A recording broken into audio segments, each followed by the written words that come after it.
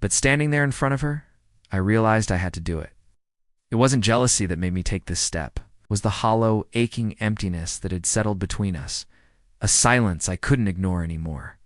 I stood there, staring at Lucy, trying to find the right words, but they all felt heavy, impossible to say.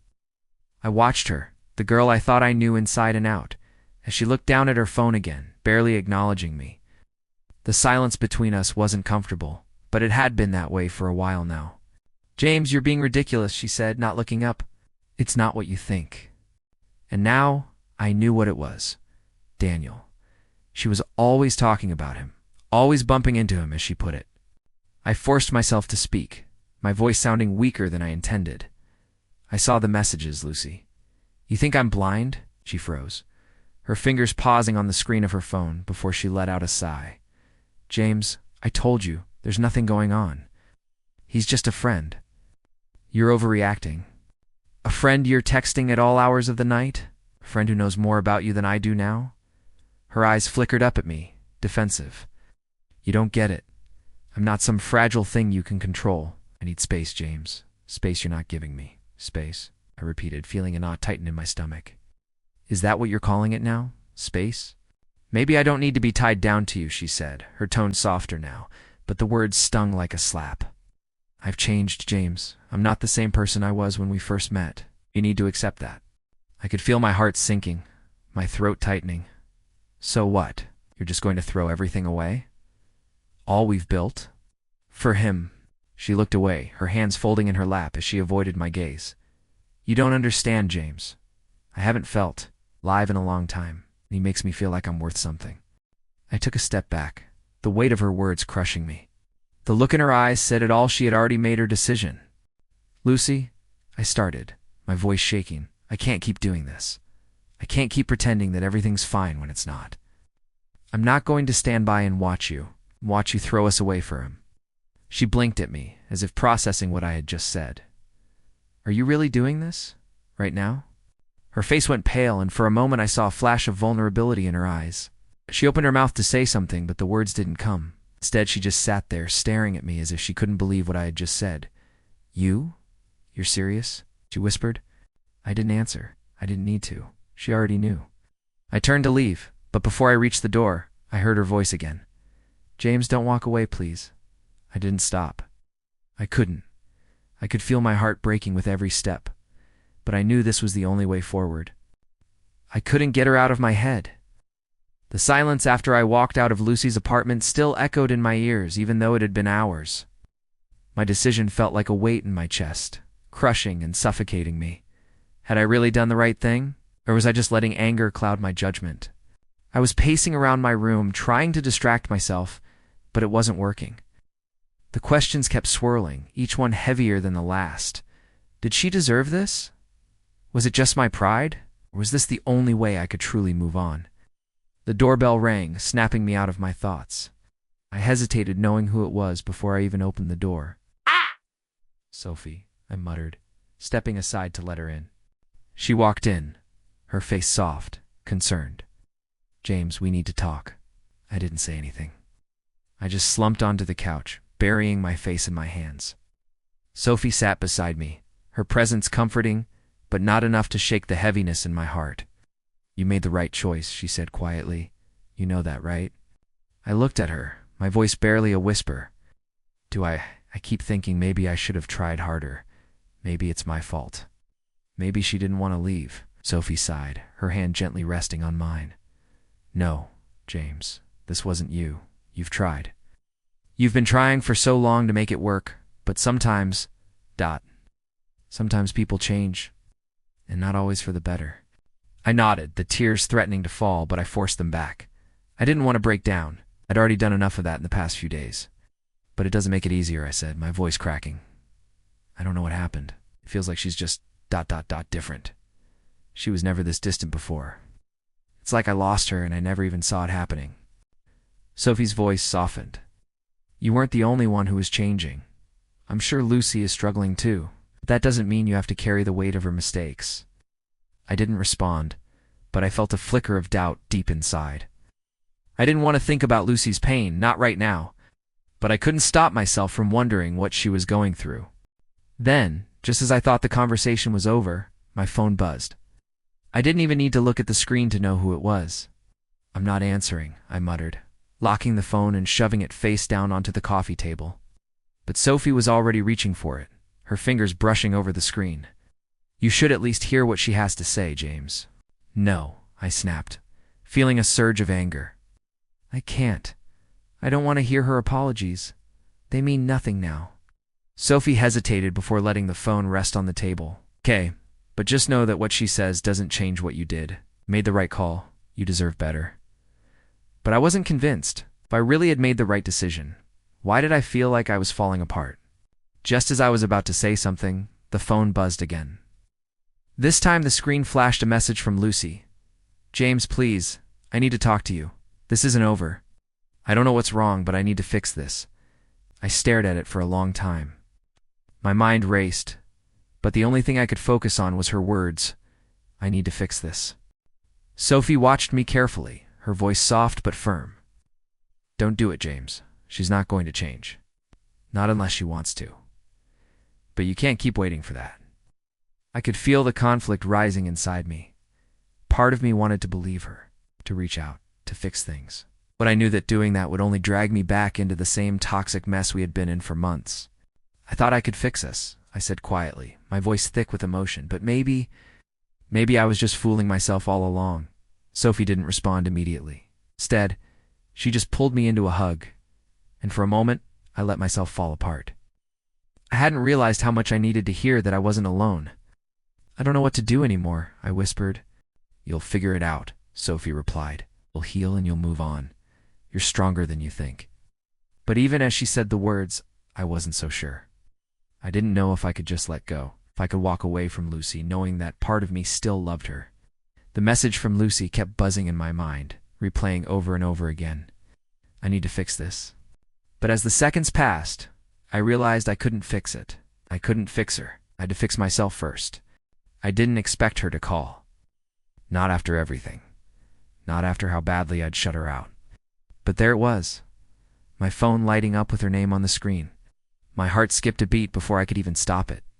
I stared at the phone for a long moment, unsure. I didn't want to answer. I knew what she'd say.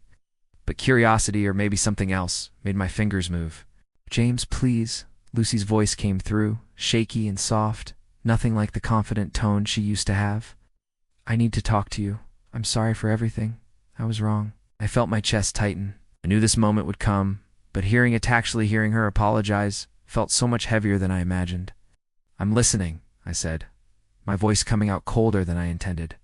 "I know I hurt you, James," she said, her voice breaking a little. "I didn't mean for it to go this far. I never meant to make you feel like you weren't enough." I squeezed my eyes shut. "You never meant to?" That's what she always said, but I didn't know how much more I could believe.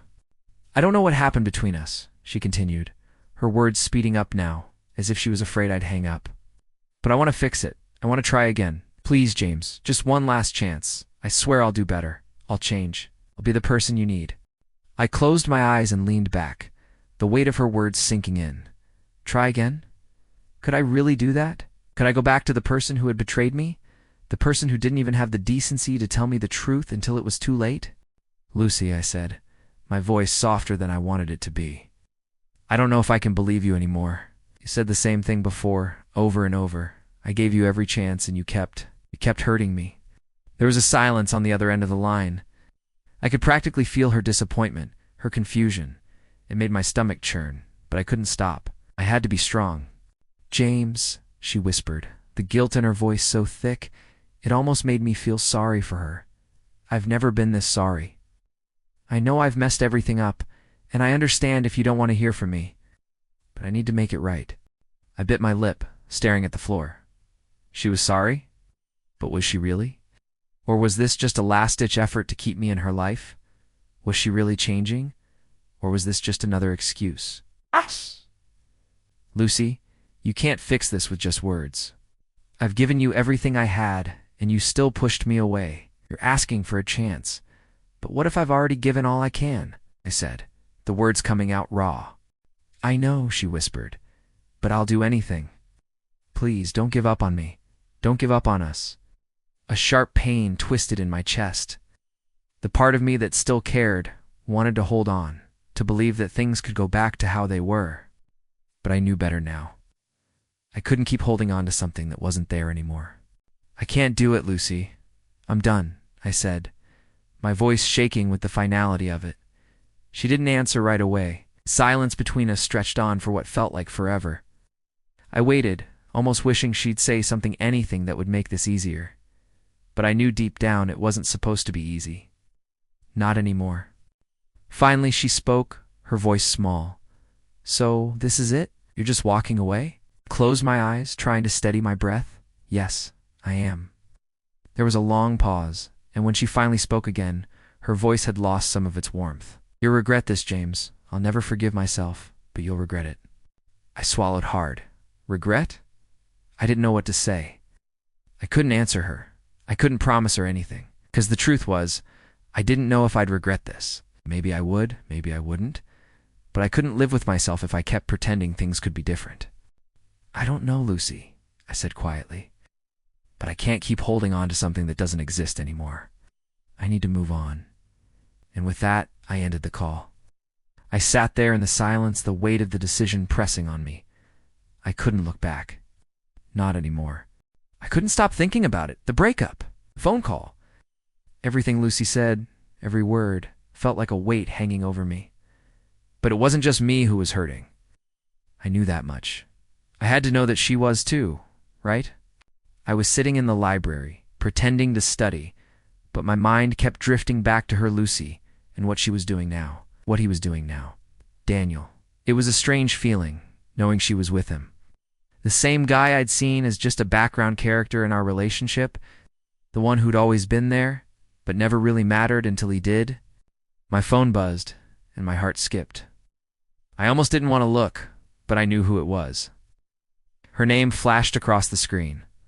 Lucy. I stared at it for a moment. Should I pick up? Should I even answer? I didn't know what I was waiting for. Maybe I wanted her to beg.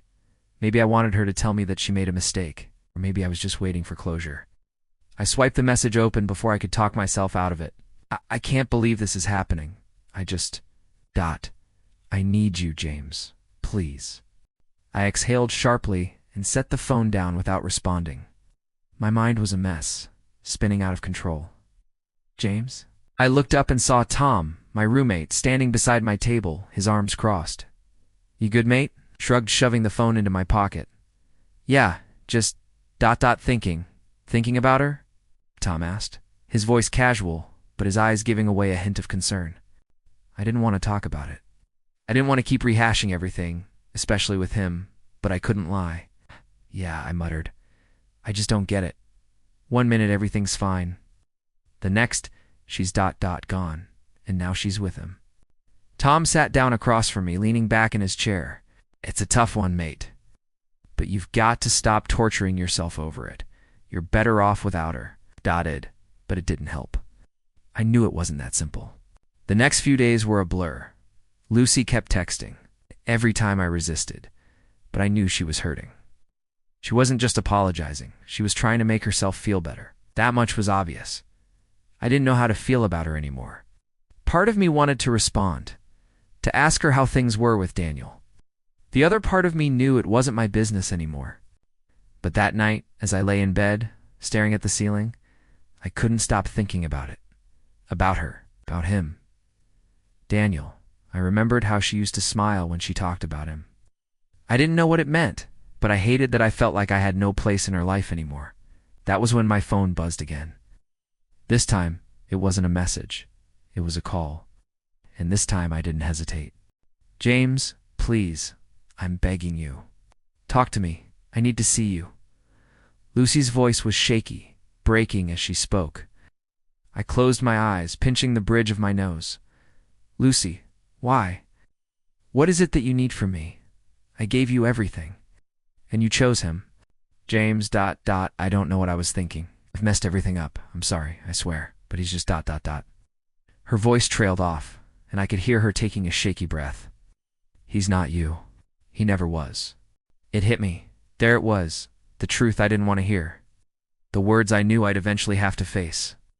She'd been with him, but I wasn't the one she wanted. She wasn't coming back to me. She was just desperate for comfort.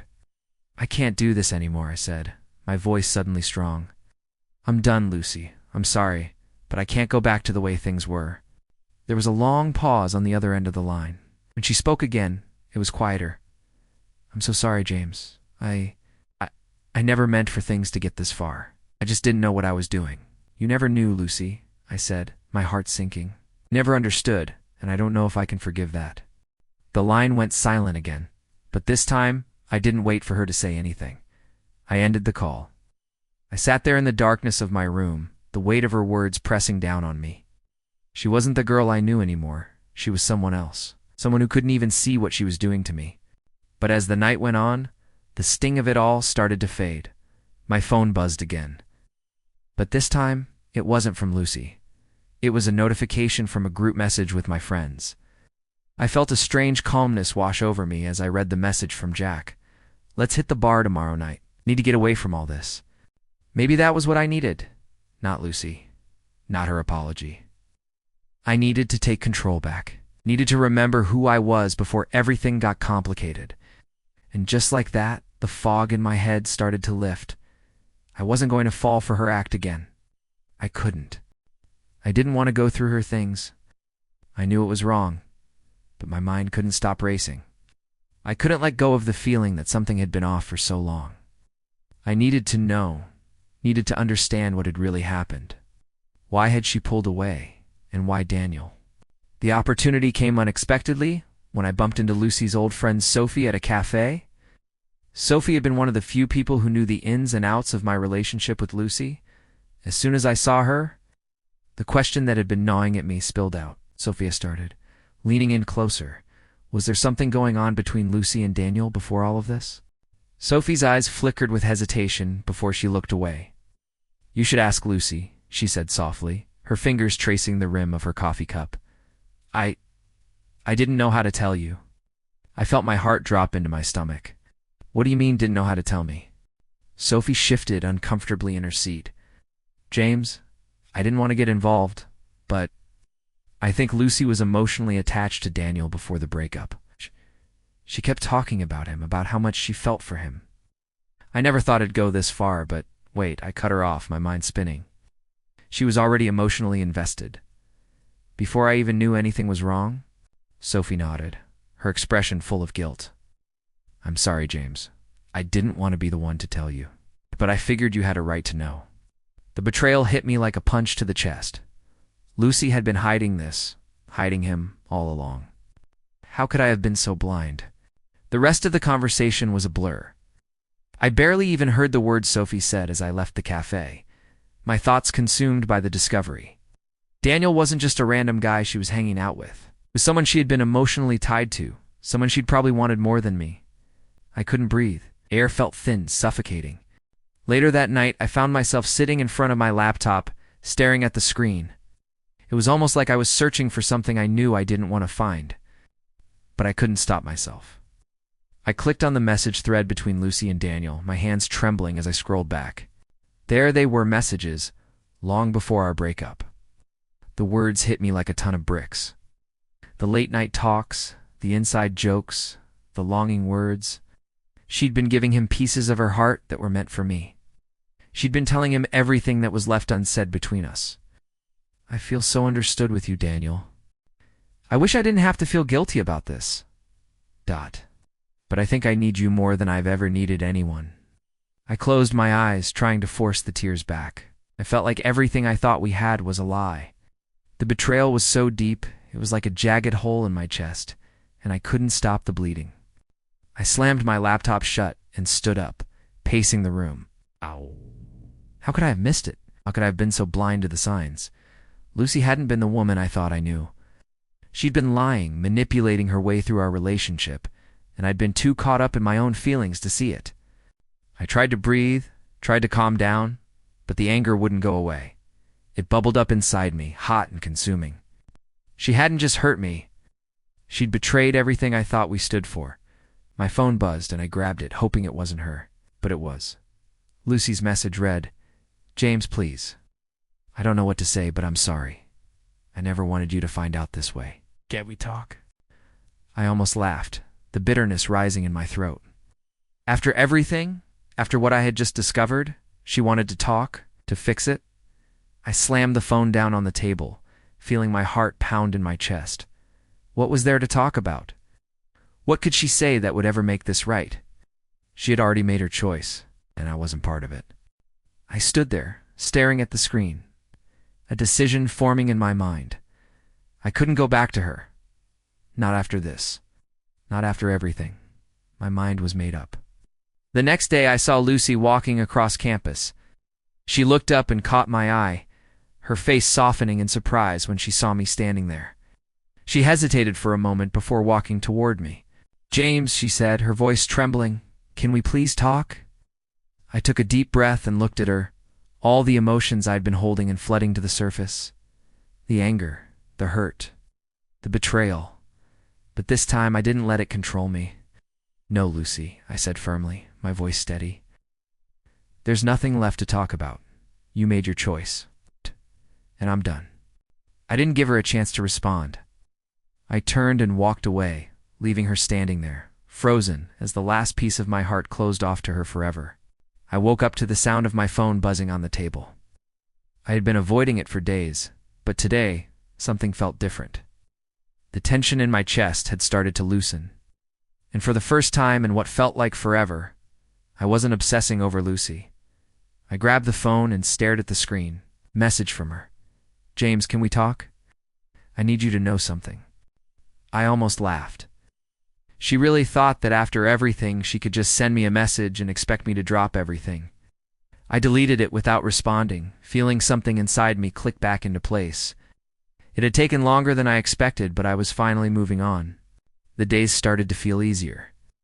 College work piled up, but I wasn't buried under it anymore. I had my friends, and I found myself actually enjoying the little things again, laughing at stupid jokes in class, getting lost in books, not thinking about her every second. It felt good, like I was finally remembering who I was before everything became about her. Sophie had noticed the change too. She caught me at the student union one afternoon, her face lighting up as soon as she saw me. "You're looking better, James," she said, offering me a seat next to her at the table. "How are you doing?" I grinned, more genuine than I had in weeks. "I'm good. Really good, actually." "Really?" Sophie raised an eyebrow. "You're not? Still hung up on Lucy?" I shook my head, feeling the weight lift from my chest. "No, I'm done. I've been done for a while now." "Good," Sophie said, her voice softening. "You deserve more than all of that." "I know," I replied, and for the first time in ages, I truly believed it. Over the next few weeks, I found myself connecting with people again.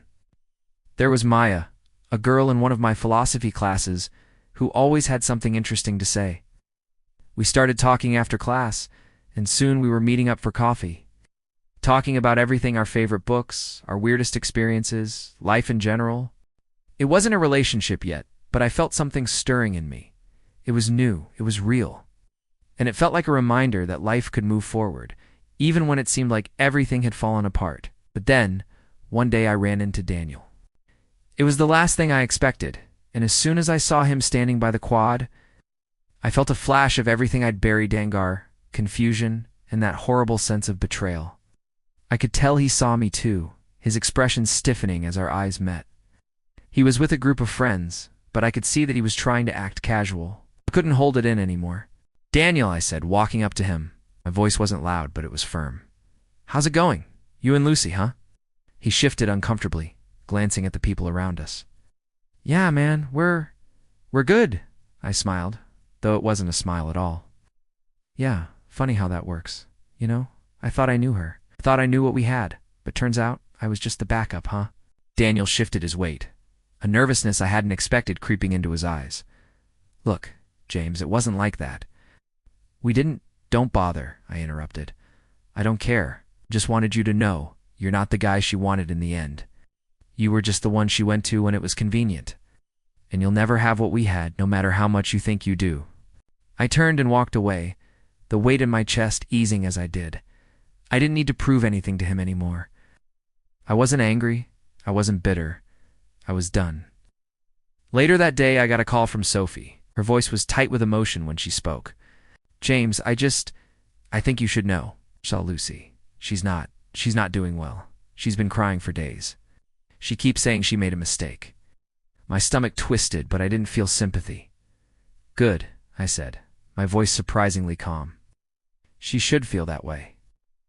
She had it all, and she threw it away. I know, Sophie said quietly, but she doesn't get it yet. She thinks you'll come back, that you'll fix everything. She still doesn't get what she lost. I hung up, not feeling sorry for Lucy at all. I didn't need to. I had finally realized something important. It wasn't about revenge. It wasn't about fixing things. It was about moving forward. And that's exactly what I was doing.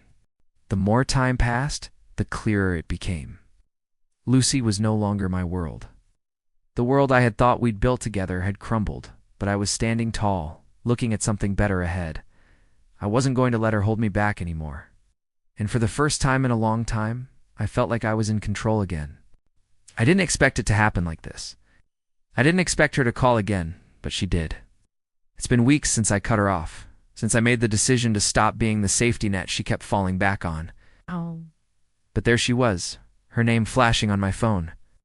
I stared at it for a moment, wondering if I should pick up, but something inside me told me it was too late for any more excuses. I swiped to reject the call, but then the text came in. James, please, I need to talk. It's over with Daniel. Realize now what I've lost. Can you meet me? I felt my stomach twist. It's over with Daniel. Was she really trying to tell me that? After everything? After all the lies and betrayal? I threw the phone down on my bed, pacing around the room. My mind raced. What does she expect from me? I thought about her, how I used to care so much, how I used to think she was everything.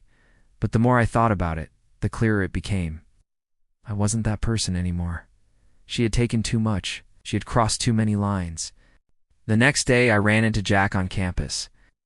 He saw me walking with my head down, lost in thought, and immediately stopped me. Hey man, you okay? He asked, his brow furrowing. I nodded but didn't say anything. I had learned to keep the thoughts swirling in my head to myself lately. Jack wasn't the one who'd hurt me, but sometimes talking felt pointless. James, Jack said again, this time his tone more insistent. You've been looking like a ghost lately. You sure you're good? I rubbed my face, feeling the weight of everything hit me again. It's just ... This whole thing with Lucy and Daniel. It's just a mess. I thought I was past it, but every time I think I've moved on, something comes up. Jack crossed his arms, leaning against a wall. She's a mess, man. And so is Daniel. I see it all the time. They're both playing games, trying to keep their options open. But you've got your life back. And you're better off without them. I didn't know if I agreed with him completely, but I appreciated the sentiment. He was right about one thing. I was moving on, slowly but surely.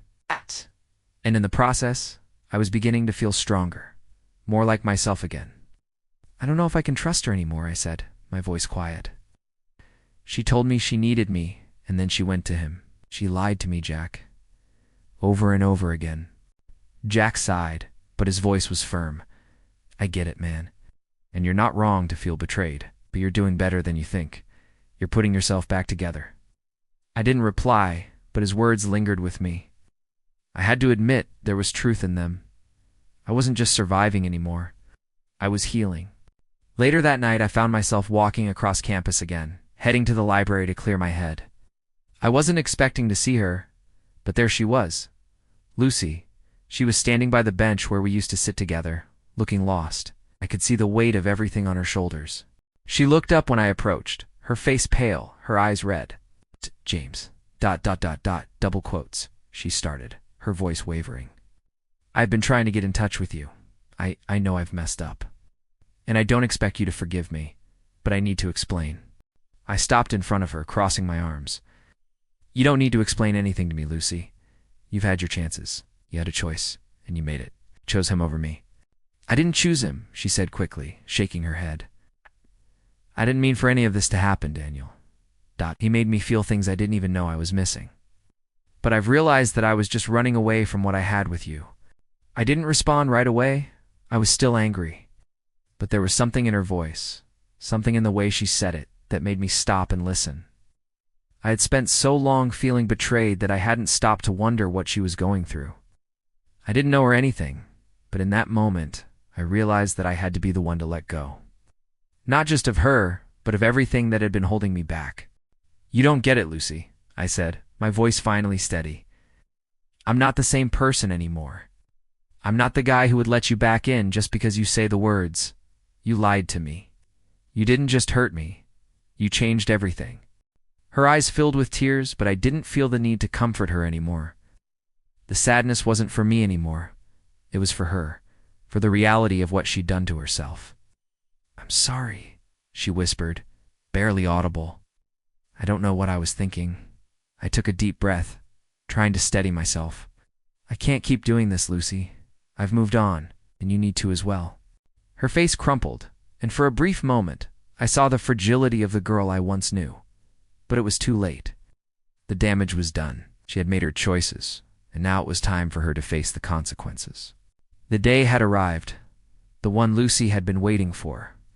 The day she thought would be the moment I came crawling back, realizing that everything between us wasn't just about jealousy, wasn't about her mistakes. She probably thought she could fix it all, that she could somehow convince me to come back, to forgive her. I couldn't have been more certain that I wouldn't show up. I'd been invited, of course. The whole college day thing, her friends, everyone she knew was all set up, and I could feel the weight of her expectations hanging over me. The text messages, the calls, the apologies, they all pointed to this moment. But I knew better now. I knew that no amount of words could undo the damage she had done. "Please, James, please come. I need you here." Her last message had begged. I sat on my bed, staring at my phone. It was too easy to ignore, too easy to delete. I should have done it right away, but instead, I just sat there, letting it all simmer. My fingers hovered over the screen for a moment, and then I pressed the button that ended the conversation for good. She thought I was going to show up. She thought I would be the one to fix everything, to walk back into her life. But I wasn't that guy anymore. I spent the rest of the day wandering around campus, doing my best to forget about it all. But I couldn't. There was always a part of me that was still haunted by the thought of what we had, or what I thought we had. But I wasn't turning back. It wasn't until late that afternoon, when I checked my phone again, that I saw her name. My stomach turned, but I swiped it open. "James, where are you? I need you here. I don't know what to do anymore. This is all falling apart, please." I stared at the words. She was unraveling. It wasn't just me who had been hurt, it was her too. But the truth was, it didn't matter anymore. The damage was done. I didn't go. I wasn't sorry. That evening, I walked into the student bar, trying to drown out the lingering thoughts in my head. I needed to be around people who didn't know the weight of my past. I needed a fresh start. Jack was already there, waving me over with his usual grin. "You made it," he said, clapping me on the back as I sat down. I shrugged, trying to play it cool. "Yeah, I thought I'd get out of my head for a bit." "Good choice," Jack replied, raising his glass. "You've been all over the place lately, man. Glad to see you finally shaking it off." I leaned back in my chair, letting the noise of the bar fill the empty space inside me. "I think I am. I feel like I'm really moving on, Jack." He raised an eyebrow. "From Lucy?" From everything I said, meeting his eyes. From the lies. From the betrayal. From the person I thought I was. Later that night, after a few drinks and some laughter with friends, I checked my phone again. Another message from Lucy. "I'm sorry, James. I really messed everything up. Should have never let it go this far. But I still need you. Please come back." I felt a pang in my chest, but I didn't act on it. Instead, I shut the phone off, finally able to let the silence between us settle in. This was it. There was nothing left to say. The next day, I saw her. She was walking across the campus, and our eyes met. She hesitated, and for a brief moment, I saw the same girl I'd fallen for, the one who seemed to care so much. But that was gone now. What was left was someone who had broken everything. Someone who thought she could fix it all with a few words. But I wasn't falling for it again. I walked toward her, but when we were close enough, I stopped. I could feel the heaviness in her gaze. She was waiting for me to speak, waiting for some kind of response. "You showed up," I said, my voice flat. Her eyes were wide with hope, but I couldn't give her what she wanted. "James, please, you don't understand. Never meant to hurt you. I don't know what happened." I was confused. I shook my head, looking her straight in the eyes. No, you were selfish. You let yourself fall into something with him that you knew was wrong. And you didn't care about how it would affect me. Her face twisted with regret, but I felt no sympathy. I didn't want to feel sorry for her anymore. You took everything from me, Lucy, I said, my voice hardening. And now you want me to fix it. But it's not my job to fix you anymore. She opened her mouth, but I didn't give her the chance to speak. I'm done, I said, my voice steady, the finality in my words ringing through the air. You lost me when you chose him. I turned and walked away, the weight of my decision finally lifting off my shoulders. This time, there was no turning back. It's funny how quickly time moves when you stop letting it control you. When I look back on everything, the anger, the confusion, the pain, it feels like it happened in another lifetime. A different me, a different person altogether. But that's what happens when you finally take control of your life. You stop waiting for things to fix themselves. You stop letting other people define your happiness. I was sitting in the same park I used to walk through with Lucy. The bench we used to sit on still had the same worn-out spots where we'd rest. Funny how the world doesn't change even when everything else does. I had been thinking a lot lately about the past, about how hard it was to break free, but how necessary it was. My phone buzzed, and I knew without looking who it was. Lucy. James, I don't know where we went wrong. I still think about you. I know you've moved on, but I need to see you. Please. I didn't even need to read the rest. I'd seen enough. I had been seeing the same message for weeks. I didn't respond. I didn't need to. She was still trying to pull me back into her world, the one I'd already left behind. But the truth was, I had finally let go. I wasn't about to let her take me back to that place again, not for anything. The days went by, and I threw myself into everything that mattered. My work, my friends, myself. I didn't need anyone else to validate me anymore. I found myself rediscovering passions I had long forgotten. I threw myself into college projects with a focus I hadn't felt in months. I was living for me now, and it felt good. Better than I'd ever imagined. I was gaining more than I had ever lost. It was funny how life worked like that. How when you let go of something toxic, something better fills the void. I ran into Jack again a few weeks later, and this time, he didn't have to ask how I was doing. The smile on my face said it all. You look good, man, Jack said, his grin wide as he slapped me on the back. I feel good, I replied, feeling the weight of the last few months finally lift off me. I'm actually ... happy, you know? For the first time in a long time. I can see that, he said, his voice laced with pride. You've been through a lot. I'm proud of you for getting through it. And I was proud of myself, too. I didn't need anyone else to tell me that. I had done it. I had pulled myself out of the dark hole I'd been buried in for so long. Lucy didn't contact me again after that. Maybe she'd given up, or maybe she was still holding out hope. But either way, it didn't matter. I didn't feel any anger or bitterness anymore. I had let that go when I walked away from her. She had made her choices, and now she had to live with the consequences. A few months later, I saw her again, this time across the courtyard on campus. She was walking with some friends, laughing at something, her smile so different from the one I used to know. It was still her, but it wasn't. It was like she had changed too. And for the first time, I didn't feel the urge to chase after her, to see if we could fix things. She wasn't my problem anymore. I wasn't her safety net. I had freed myself from that. I watched her for a moment, just long enough to feel the final weight of the past lift off my chest. Then I turned and walked away, my heart lighter than it had been in years. That night, I sat in my room, staring at the blank page in front of me. I had been writing a lot lately, journaling my thoughts, my experiences, trying to make sense of it all. The journey had been long, and I was still figuring out where I was going. But for the first time, I had hope. I had spent so much time chasing after something that wasn't real, something that had never been mine to begin with. But now, I was focused on the future. It's my future. And for the first time, I felt like I was in control of it. Later that week, I ran into Maya again. We'd been spending more time together recently, and I found myself looking forward to it. She wasn't Lucy, and she didn't try to be. She just was, and that was enough for me. She was genuine, kind, and she made me feel ... okay. And that was all I needed. "James," she said, meeting my eyes with that warm smile I had come to adore. "How's everything going?" "Better than ever," I said, grinning. "I'm actually starting to enjoy life again. Really enjoy it. I'm doing things for me." She nodded, her eyes soft. "That's good to hear. You deserve it." I felt the weight of the past finally lift off me as I smiled back at her. For the first time in a long time, I wasn't just surviving, I was living. And that was enough.